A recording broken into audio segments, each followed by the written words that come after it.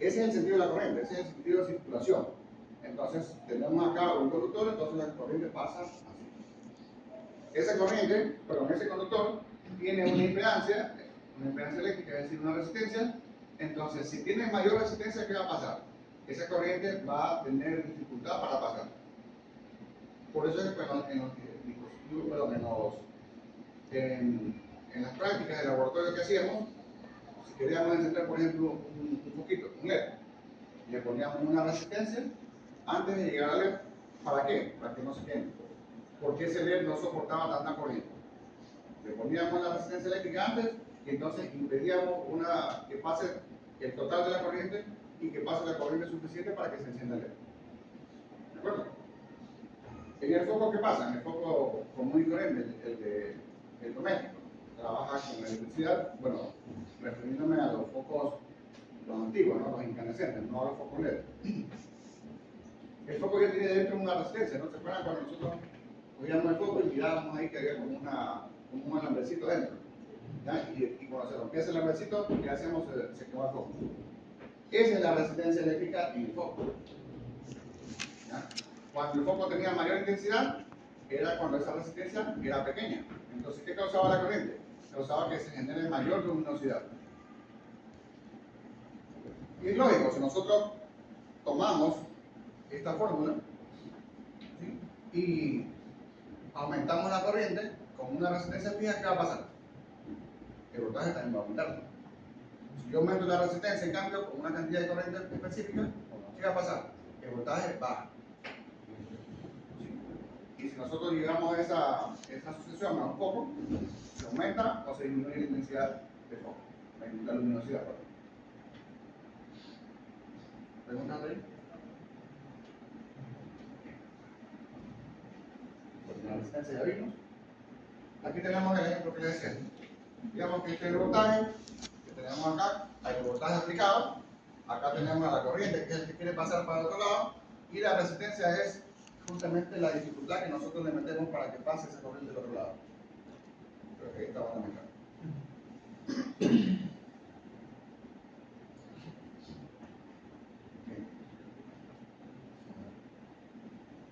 En la parte eléctrica nosotros vamos a tener dos tipos de circuitos. Son los circuitos serios y los circuitos paralelos. Seguramente lo van a recordar, ¿no? Este circuito que ustedes ven aquí, o este diagrama que ustedes ven ahí, es un circuito serio. ¿Por qué serio? Porque las cargas o resistencias que nosotros ponemos dentro del circuito, ¿qué son las cargas? Son cada una de las que nosotros conectamos al circuito. Digamos que en este momento todas las computadoras son carga eléctrica del circuito que tenemos aquí en este laboratorio, del circuito eléctrico. ¿Ya? Esos aires acondicionados son cargas del circuito que existe aquí para la climatización. Bien, entonces aquí tenemos tres cargas. Sin embargo, si ustedes se fijan, estas cargas están ubicadas una a continuación de otra, digamos que como en forma de bus. Cuando ustedes conectan algo, en el tomo corriente ustedes conectan así, ¿no? Que es diferente a lo que tenemos acá. En este caso, ¿cuál es este símbolo? Este símbolo es una fuente de poder. Independientemente si es una fuente de poder de corriente alterna o una fuente de poder de corriente directa, sirve para energizar el circuito. ¿Okay? ¿Estamos claros ahí? Okay. Si yo quiero, por ejemplo, calcular, ¿sí?, la potencia de todo este circuito, o la corriente que circula, pero no la potencia, la corriente eléctrica que circula por todo ese circuito, yo debo utilizar la famosa ley de Ohm. Voltaje es igual a intensidad de corriente por resistencia eléctrica. Sabiendo que yo tengo un voltaje, digamos que aquí tengo 120 voltios, ¿ya?, tengo resistencias conocidas, entonces yo voy a necesitar saber cuál es la corriente que se consume en ese circuito. Entonces, basta con aplicar la ley de Ohm. Voltaje es igual a intensidad de corriente por resistencia eléctrica. Despejamos la corriente eléctrica y me queda intensidad de corriente igual a voltaje sobre resistencia, ¿no es cierto? Entonces, ¿qué pasa con esas tres resistencias? Yo tengo tres resistencias. Entonces, ¿qué tendría que hacer? Hacerlas una sola, ¿no? O al menos en el cálculo hacer que sean una sola. ¿Cómo yo hago eso? Cuando yo tengo resistencias en serie, o ya sé bien, resistencias en serie, las resistencias se suman normalmente. Suponiendo que esta valga 2, esta 3, aquí está 5. ¿Sí? ¿Cuántos ohmios tendré? 10. 2, 3 y 5. ¿No? 2 más 3, 5 y 5 más 5, 10. 10 ohmios. ¿Ok? Eso es en este circuito.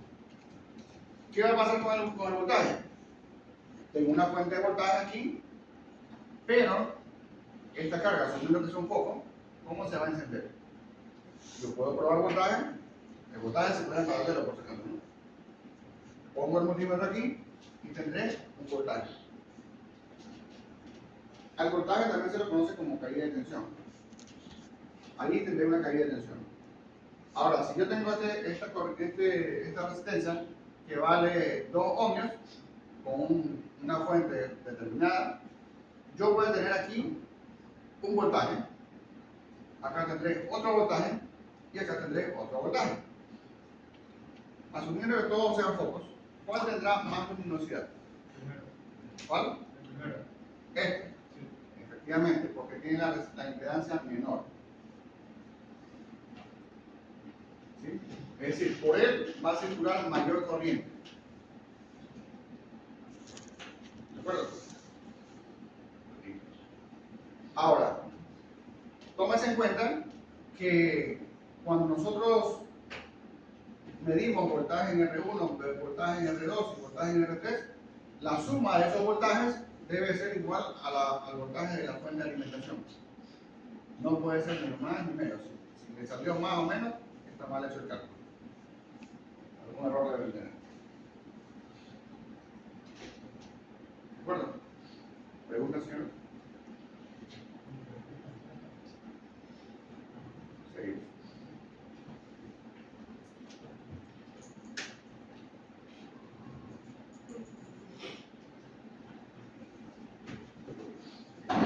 Bien, acá tenemos en cambio un circuito paralelo. Acá es un poquito diferente, ¿no? Acá las cargas o resistencias están en paralelo con la fuente de poder. Esto es paralelo. En serio estaba mal, de otro lado. Es decir, ¿cómo viene la corriente? Vamos, la corriente viene por aquí, llega a este nodo y va. La corriente se va a dividir, una parte se va para acá y otra parte se va para acá, hasta que llegue a este nodo. La parte de corriente que venía por aquí, llega a este nodo, ¿qué va a pasar? Se divide. Una parte pasa por aquí y otra parte pasa por acá. Llega a este nodo, se une con la que venía por acá. Llega a este nodo, se une con la que venía por acá. ¿Qué quiero decir con esto? Que la misma corriente que entra es la misma corriente que sale. Obligatoriamente. No se va a disipar en el tiempo. Por cálculo va a haber aquí una caída, pero la misma cantidad de corriente es la misma corriente pero la misma cantidad de corriente que entra es la misma cantidad de corriente que sale. Si hay una diferencia, si es menor, por lo general suele ser menor, es porque están robando energía eléctrica. ¿Ya? Eso es lo que hacen las empresas eléctricas. Ellos van al transformador y saben que sale, por ejemplo, 100 amperios, pero retornan únicamente por una de las fases, retorna al transformador 70. Están robando por ahí 30 amperios. Pregunta. Ahora, recuerden, o tomen en cuenta, el voltaje en paralelo es el mismo en todas las cargas. El mismo voltaje que está aquí, lo tengo acá, acá y acá. En serie era diferente, ¿no? Allá el voltaje era diferente. Yo tengo un voltaje acá, otro voltaje acá y otro voltaje acá. Acá no. Acá en paralelo, el mismo voltaje que tengo en la fuente de alimentación es el mismo voltaje que tengo aquí, aquí y aquí. ¿Qué sí va a variar? Varía la corriente eléctrica en cada una de las cargas. Es obvio, si ustedes miran aquí, yo tenía una cantidad de corriente que venía por aquí, total, y aquí se dividió. Acá también se dividió. ¿De acuerdo? Ahora, pregunta básica.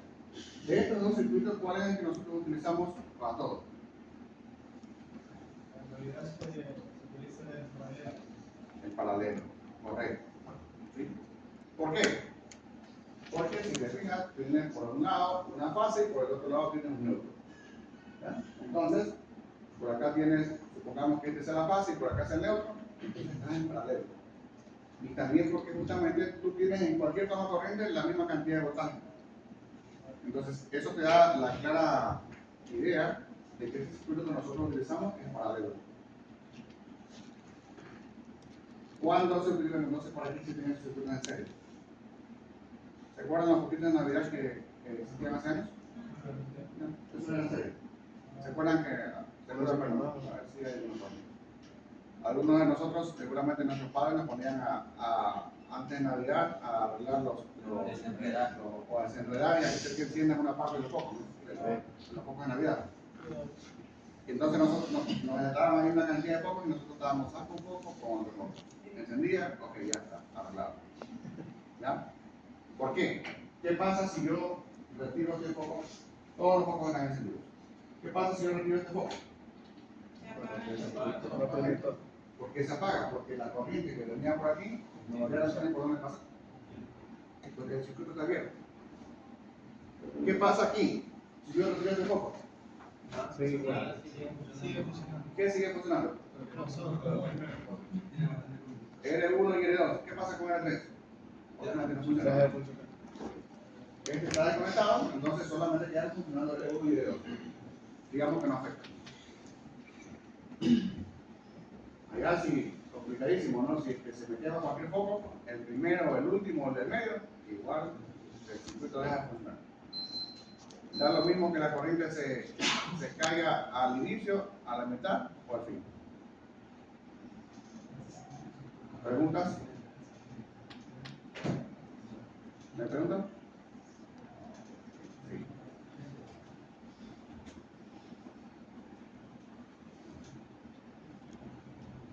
Ya vimos.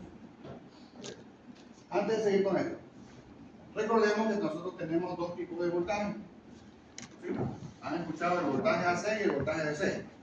¿Sí recuerdan, no? Sí. Bien. Diferencia. El voltaje AC es el cotidiano, el que nosotros utilizamos para encender la computadora, para encender el aire acondicionado, para encender este proyector. Ese es el voltaje AC. AC significa de corriente alterna. ¿Sí? Es el de 110, 120, 115, el que nos da el suministro. Bien. ¿Qué pasa con el DC? Ahora, este voltaje AC, si nosotros lo miramos en forma de onda, tiene una forma de onda sinusoidal. ¿Sí? Como el seno que nosotros veíamos en física. ¿No? Esa es la forma de onda particular que tiene la corriente alterna. ¿Sí? Es un sinusoide en el tiempo, ¿no? Cada sinusoide es el que va por un segundo. Es una curva completa por segundo. Curva por el lado positivo, curva por el lado negativo. Terminamos todo ese espacio o ese periodo, eso es en un segundo. ¿Qué pasa con el voltaje DC? Con el voltaje DC nosotros corregimos esa forma de onda y nosotros lo hacemos constante en el tiempo. Eso es a nivel gráfico. Ahora, a nivel de funcionamiento, ¿qué tipos o qué trabaja con voltaje de corriente directa?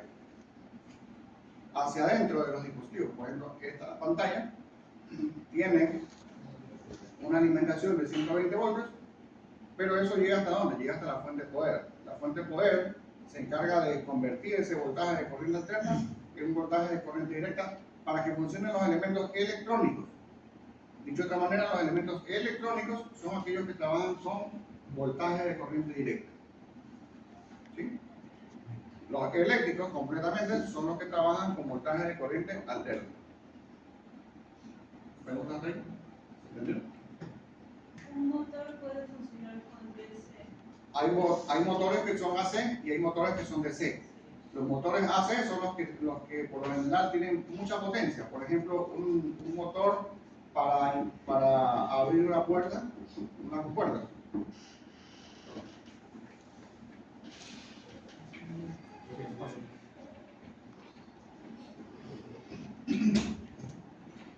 Por ejemplo, el motor de una puerta de un garaje. Ese es un motor AC. Trabaja con bastante potencia, consume bastante corriente. Ahora, ¿qué pasa con los motores DC? Nosotros los encontramos en componentes electrónicos, por ejemplo, en un carrito, luego en un dron, ¿sí? el que mueve las hélices, esos son motores DC, porque manejan corrientes pequeñas y voltajes pequeños. No tenemos un motor DC que, por ejemplo, mueva el motor de una aspiradora.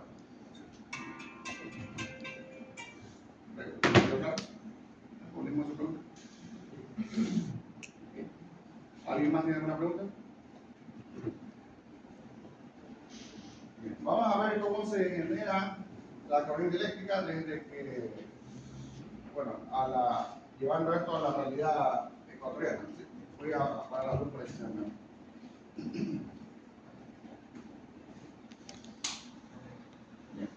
No se vean que hago. Bien. En el Ecuador tenemos dos formas de generar electricidad, las convencionales, las clásicas. La una es por las plantas que conocemos como plantas eléctricas, que son las que trabajan con combustible, es decir, son motores generadores de energía, utilizan como combustible algo que se llama, si mal no recuerdo, nafta, y sirve para, o petróleo, un derivado del petróleo, para que ellos trabajen, ¿no? Va a hacer combustión con ese combustible y va a generar energía eléctrica.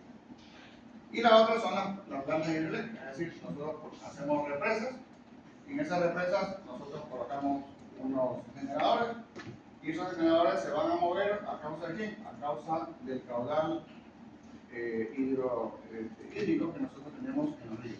Es decir, aprovechamos la cantidad de ríos que tenemos acá. Hay otros países, en cambio, que utilizan otro tipo de energía. Por ejemplo, en el Perú, utilizan, en cambio, plantas eólicas. Es decir, ponen una especie de ventiladores y están en lugares donde hay mucho viento y ellos están aprovechando, en cambio, el viento. Acá no lo hacemos mucho porque, sí hay unas partes en Ecuador donde también tenemos